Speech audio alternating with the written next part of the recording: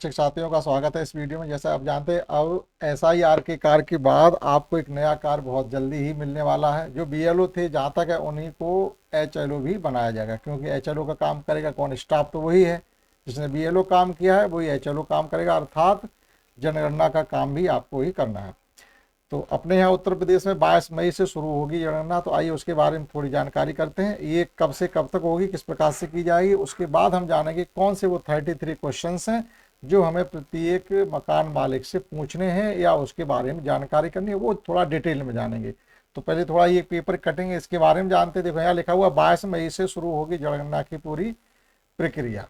ठीक, अब 20 जून तक चलेगी। कहने का मतलब है 22 मई का मतलब ये कि अगर आपके स्कूल 20 मई को बंद हो जाएंगे, उसके तुरंत बाद आप अगर बीएलओ इसमें एचएलओ की ड्यूटी में लग जाते हैं तो आपको कोई छुट्टी मिलने वाली नहीं है। स्कूल बंद करेंगे, आप जनगणना में लग जाएंगे। और टोटल तब तक चलेगी जब तक स्कूल दोबारा खुलेंगे। 20 मतलब 25-27 जून को हमारे स्कूल खुल जाएंगे और 20 जून तक आपको ये पूरा करना पड़ेगा। पहली बार में पूरी प्रक्रिया डिजिटल व्यवस्था, यानी अब की बार जो भी है वो सब ऑनलाइन आपको ऐप पर करनी पड़ेगी। जिस प्रकार से एसआईआर का कार्य हमने ऐप पर किया, सेम उसी प्रकार से इसको भी करना है। सीधी समझ सकते हैं। और स्वगणना की सुविधा, स्वगणना का मतलब ये है कि अगर कोई व्यक्ति चाहे तो ऑनलाइन जाकर के अपने परिवार की पूरी जानकारी पोर्टल पर दर्ज करा सकता है।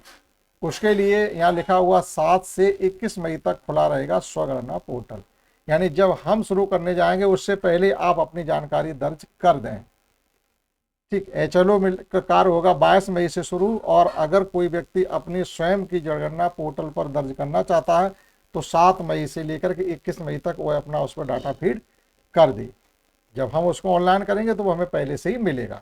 अब देखिएगा यहाँ क्या है कि जनगणना 2027 के अंतर्गत मकान सूचीकरण, मकानों की गणना के लिए, यानी पहले क्या है, 2 चरणों। पहले तो हमें मकान सूचीकरण करनी, यानी मकानों की गिनती पहले करना, उन्हें लिस्टेड करना, ऑनलाइन करना, किस प्रकार के मकान है क्या है, वो सब अभी हम जो अगले 33 आपसे क्वेश्चन पूछे जाएंगे उसमें बताएंगे।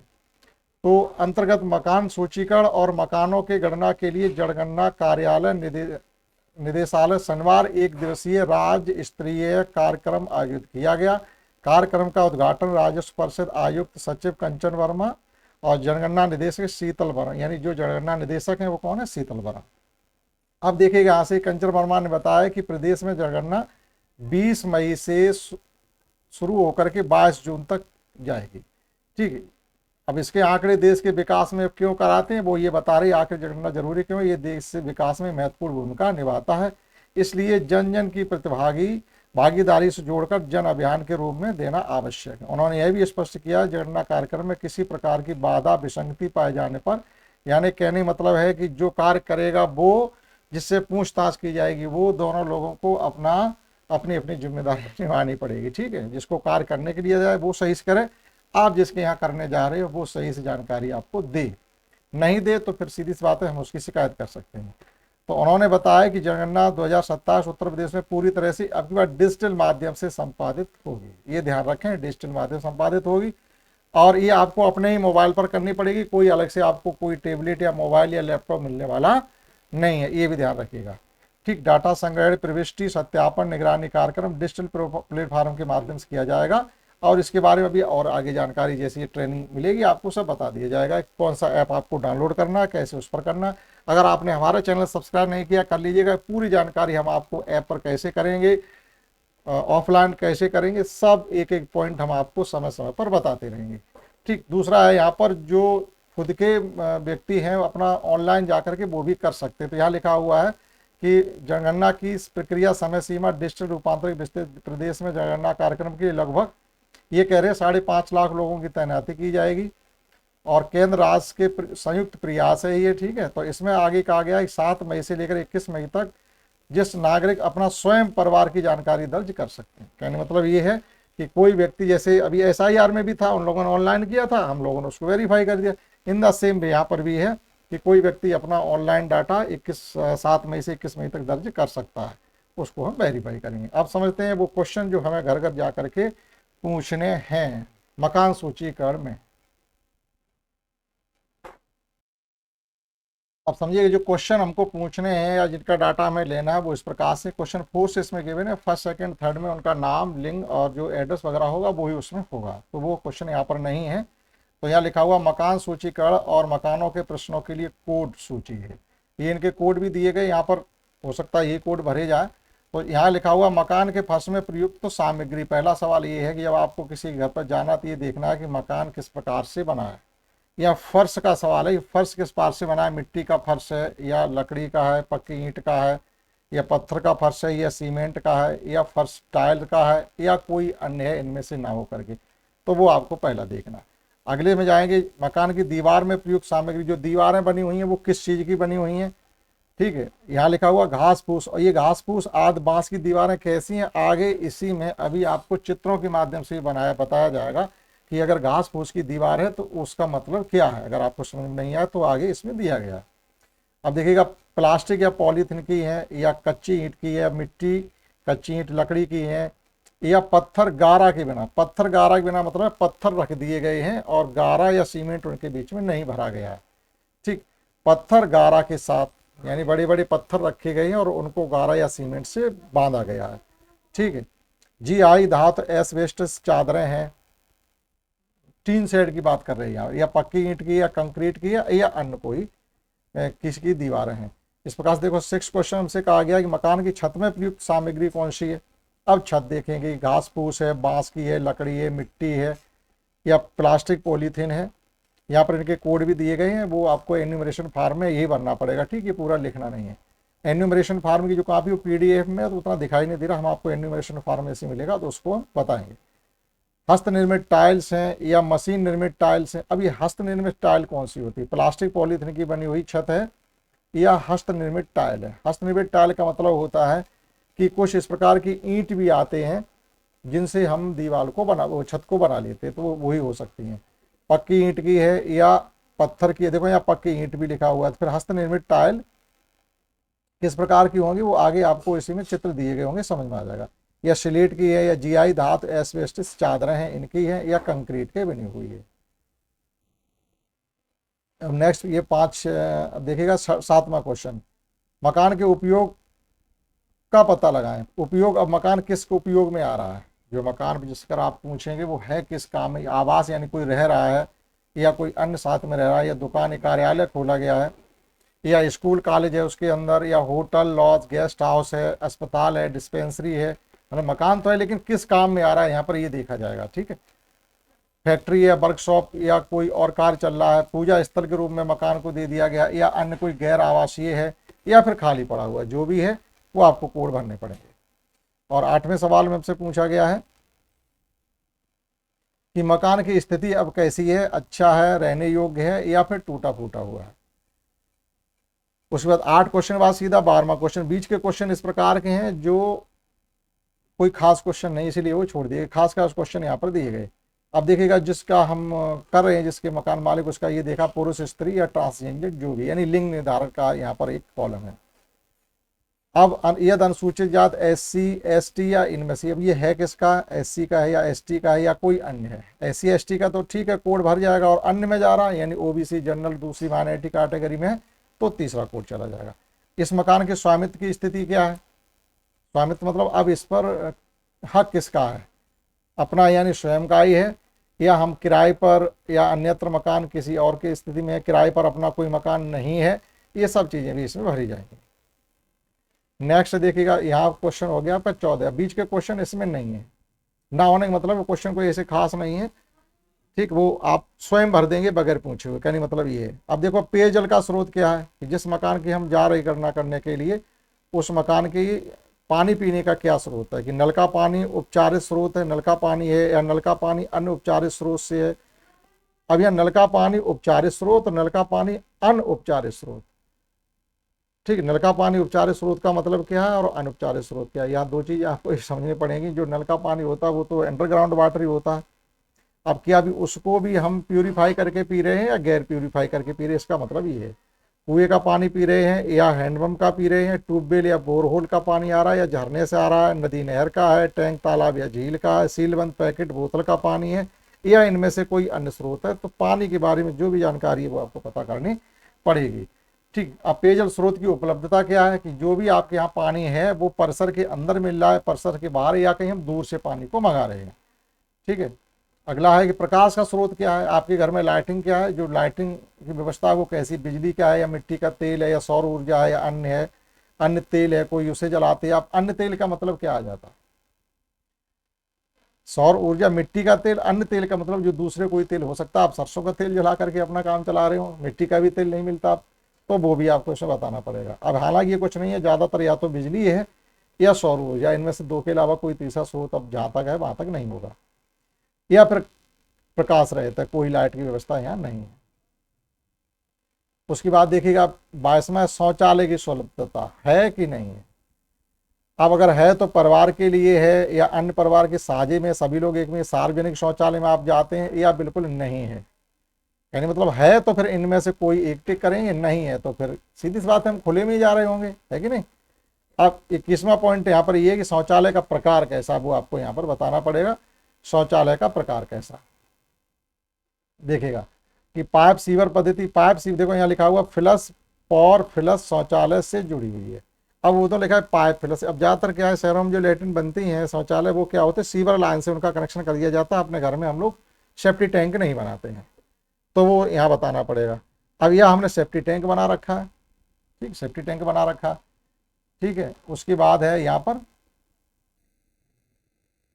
खुले में घर के बाहर पकाते हैं, ये एलपीजी से संबंधित है। घर के भीतर खाना पकाते हैं, वो आ गया। अब यहाँ पे देखिएगा आप, अभी और इसमें क्वेश्चन है, या अन्य पद्धति आपके पास शौचालय, 2 गड्ढों वाला शौचालय है, 2 गड्ढे छोटे छोटे पिट बना लेते स्लैब के साथ हैं, या उन्नत हवादार गड्ढे हैं, या स्लैब के बिना खुले गड्ढे हैं। एकल गड्ढा शौचालय है, कुछ लोग केवल गड्ढे बना लेते, सेफ्टी टैंक नहीं होता, इधर उधर से ईंट उसमें जालीदार बना करके उसमें पानी जो डाला जाता है वो मिट्टी सोख लेती है, और वो क्या होता है, पास पड़ोस के जो जल स्रोत होते उन वो भी गंदा इससे होता है। ठीक है, गड्ढे वाला है आपका। या सर्विस शौचालय है, यानी मल मूत्र व्यक्ति द्वारा हटाया जाता है। अब सर्विस शौचालय मतलब क्या हुआ कि ऐसा शौचालय ना सेफ्टी टैंक में जा रहा है, ना सीवर लाइन में जा रहा है, ना किसी गड्ढे में जा रहा है, वो तो कोई आकर उसको हटाएगा, साफ करेगा। तो मान यहाँ लिखा हुआ मानव मलमूत्र व्यक्ति द्वारा हटाया जाता है। हालांकि अब ये बहुत कम हो गए हैं, ऐसा शायद नहीं होगा। मलमूत्र हटाने के लिए जानवरों का उपयोग किया जाता है। अब जानवर कैसे मलमूत्र हटाएंगे, यानी खुले में पड़ा हुआ कोई जानवर आएगा हटाएगा, खाएगा, जो भी होगा उसका।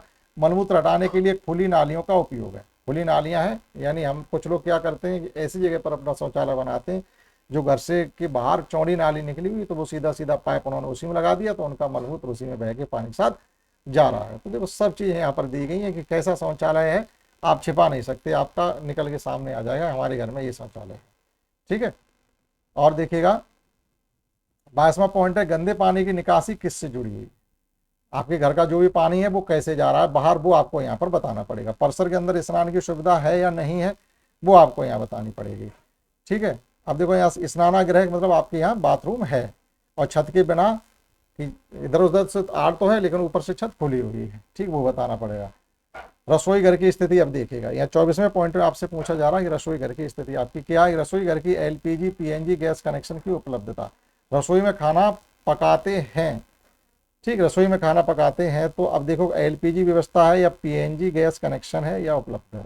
अब देखो एलपीजी तो समझ में आता है, ये पीएनजी क्या होती है, तो कनेक्शन वाली पीएनजी होती होगी, जो डायरेक्टली हमारे कनेक्शन हो रहे वो पीएनजी हो सकती है। गैस कनेक्शन उपलब्धता वही होगा, ठीक है। एलपीजी पीएनजी गैस कनेक्शन उपलब्धता नहीं है तो हाँ, नहीं तो नहीं है। ठीक है।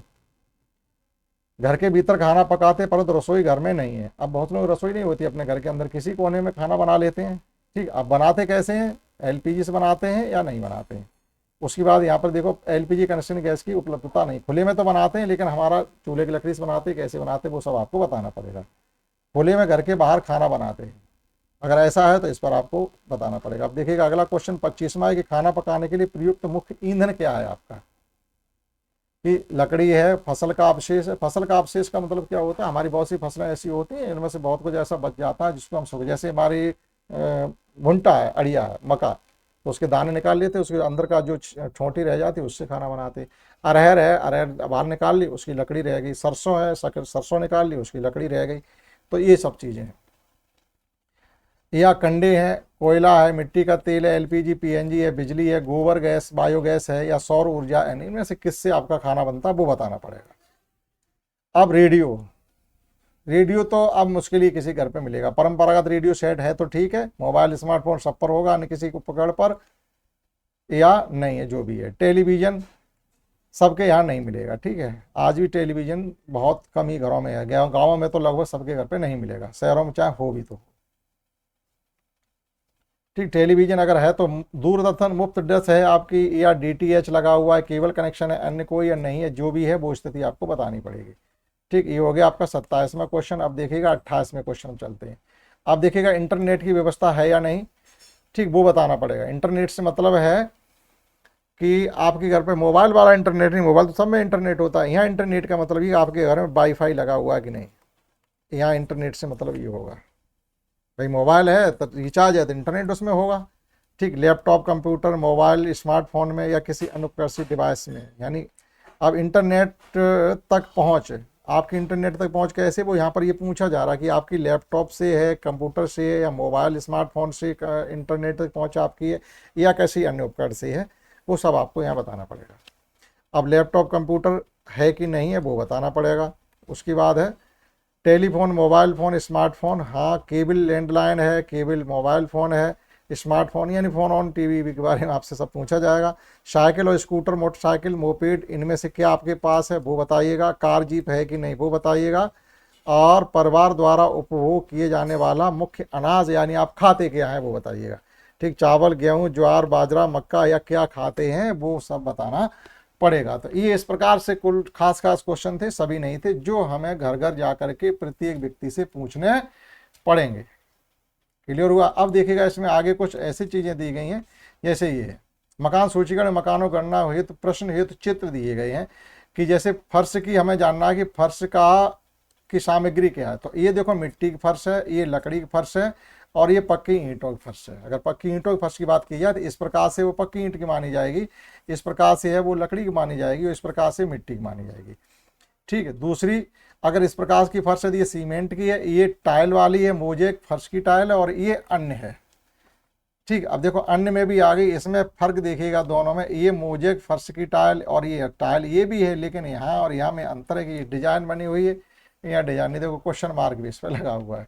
ठीक, तो ये हो गई फर्श की बात। कोई फर्श समझ में नहीं आए तो उसको किस प्रकार की फर्श होगी, तो यहाँ चित्र इसीलिए दिए गए हैं। अब देखिएगा 5वें, दीवार में प्रयुक्त सामग्री। अब दीवार का पहले क्वेश्चन था दीवार किस प्रकार की बनी हुई है, तो घास फूस की बनी हुई दीवार है तो वो इसका मतलब इस प्रकार से बनी हुई है।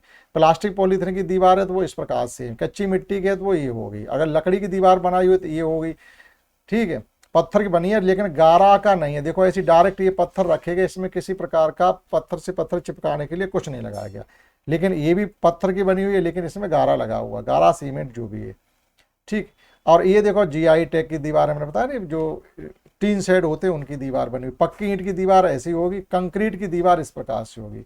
अब ये कंक्रीट की दीवार का मतलब ये है कि ये कुछ दीवारें कंक्रीट से ही भर के बनाई जाती है, वो है, ये नहीं है कि मिट्टी की दीवार के ऊपर अगर हमने प्लास्टर कर दिया है तो कंक्रीट की दीवार नहीं हो जाएगी, दीवार तो ईंट की रहेगी, वो तो ज़्यादातर तो ईंट की दीवार होगी, उस पर प्लास्टर किया जाता है। ठीक, अन्य सेट कोई चीज़ है तो अब देखो ये दीवार, अब आपकी ये किस प्रकार की दीवार मानी जाएगी, ये इसमें लकड़ी भी लगी हुई है, इसमें देखिए टीन शेड भी लगा हुआ है, इसमें बहुत सी चीज़ें लगी हुई है, तो ये ऐसी दीवार जब आपको कहीं मिले तो आप इसको अन्य में डालेंगे। ठीक, आगे देखिएगा इसमें कुछ और चित्र भी हैं। अब देखिएगा छत में प्रयुक्त सामग्री, छत।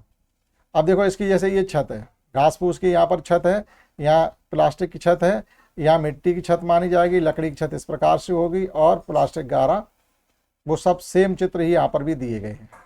ठीक है, छत में भी वही सब चीज़ें हैं।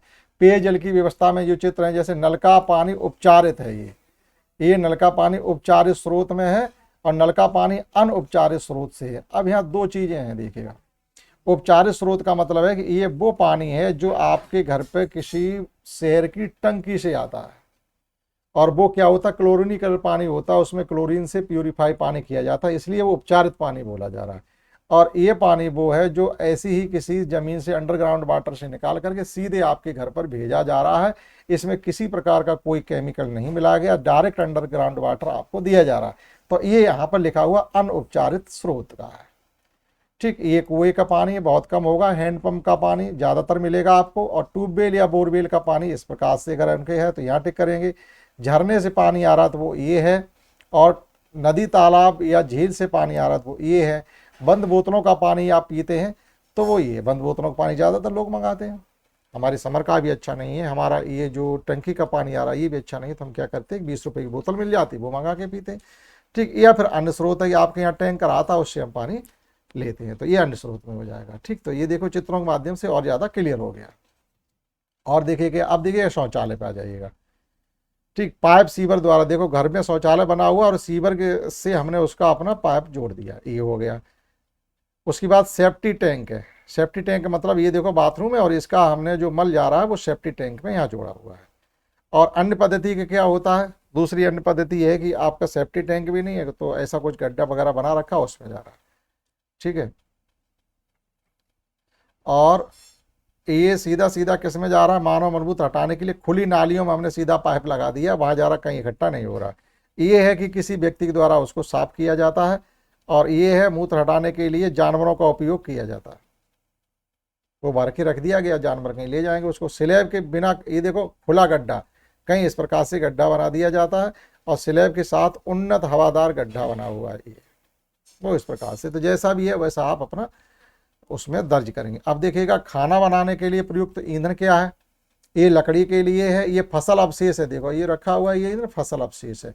ये उपले कोयला जो भी है उस पर हमारा खाना बन रहा है यहाँ पर। ये मिट्टी के तेल स्टोव जल रहा है, ये एलपीजी या पीएनजी का है। और ये बिजली से खाना बन रहा है, बिजली, ये इंडक्शन रखा हुआ है, बिजली से खाना बनता है। ठीक है, और ये है बायोगैस प्लांट का है, ये सौर ऊर्जा का है। और ये कोई अन्य है आपका, ये अन्य में चला जाएगा, जो इसमें ये पता चले ये पता नहीं किससे खाना बन रहा तो अन्य में जाएगा।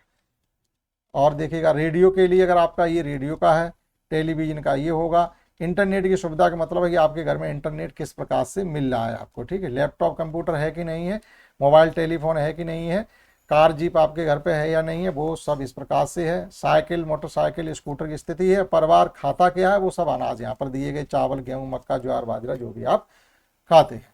ठीक, तो इतने जो जानकारियाँ हैं वो हमको पूछनी पड़ेंगी और सब दर्ज करनी पड़ेंगी। आफ्टर दैट आपका क्या होता है, फिर देखिएगा ये एन्यूमरेशन फॉर्म है जो कि हमें भरना पड़ेगा, इसमें बहुत छोटा छोटा दिया गया और ये पीडीएफ में है। ठीक है, तो इसको हम दूसरे में समझाने करेंगे नेक्स्ट वीडियो में। तो इसमें हमने जाना है कि ये हमारी जो जनगणना फर्स्ट फेज की है कब से लेके कब तक मकान सूचीकरण चलेगी, किस किस प्रकार से होगी, और हम जब किसी के घर जाएंगे तो उनसे क्या क्या जानकारी इकट्ठा करेंगे। आशा करते हैं आपने ये समझ पाया होगा। इसमें इतना ही, दैट्स ऑल।